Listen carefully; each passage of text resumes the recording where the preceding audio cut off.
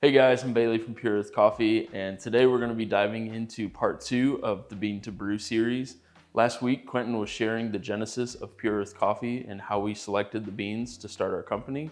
And today, I'm going to talk a little bit about how we cup our coffees, how we select our greens, different roast profiles, and how they end up at your doorstep so that you can brew at home. So when Quentin and I source green coffees, we got a couple things in mind that we want to look for in a coffee.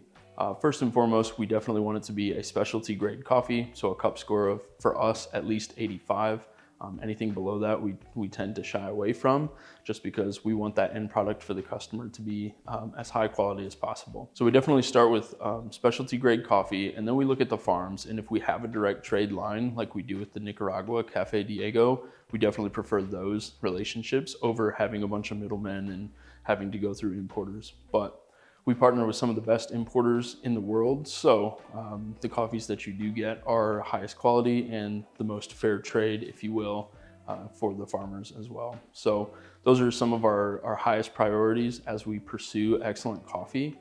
And when we actually look for flavor notes, we're a little bit strategic as far as what are our offerings currently and what can we add to the profiles. Obviously, when you're at home and you order your coffee and it shows up at your doorstep, whether you're a subscription orderer that has the same coffee delivered to your doorstep, twice a month, or if you're someone who every month likes to try something new, we like to try to mix things up and get new flavor notes for you guys to stay engaged in trying new coffees from all around the world. We always like to have something that's a little bit more crowd pleasing.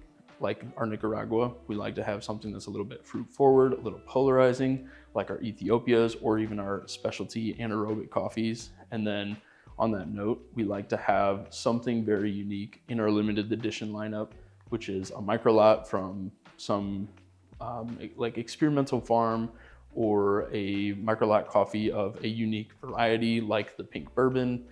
Just different cases like that where we like to showcase the coffees that we have access to because of the relationships we've made in the industry. So once Quentin and I have found the coffees that we wanted to sample, we'll get small batches in, anywhere from 300 grams to a pound, depending on the importer or the farm that we're getting them from.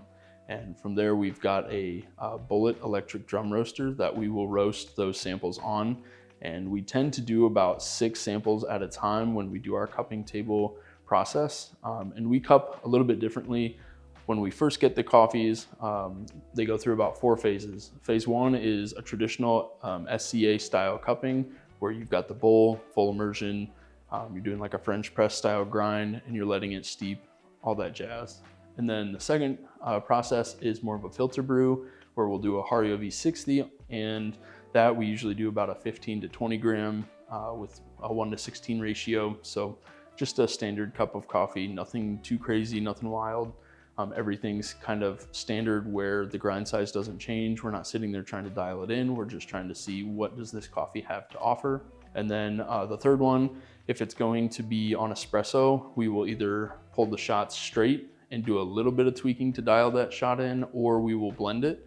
And then that brings us to that 4th step, which is doing a blend with those coffees and just trying different percentages, what's gonna work for espresso, what's not, what works for a pour over blend, what doesn't, different steps like that. And so we're pretty methodical when it comes to selecting our coffees. We like to source coffees that, again, highest quality. They have a great cup score from an SCA standard point of view. And then we really like to choose coffees that have a great juicy taste, mouthfeel, and just got a good clean cup overall. Nothing that's gonna like dry your mouth out or leave you kind of with that bitter, nasty aftertaste. Everything we want to be pleasant, enjoyable, and something that you could drink, whether it's piping hot, room temperature, it doesn't matter, it's gonna be a great cup. So that's kind of a little bit into how we do our cupping. And if you have any questions about that, or if there's a technique that you want us to try out, let us know in the comments below, because we definitely want to engage with you guys and see what you guys think about cupping coffees. That kind of summarizes how we do things here at Pure Earth Coffee, from the green coffee to our sample roaster to our cupping table, and then eventually at home in your guys' home brewing. So if you have any questions, feel free to let us know. We'd love to do a little bit of a deep dive with you guys to showcase how we do things here and what our thought process is behind what it is that we do. in our processes.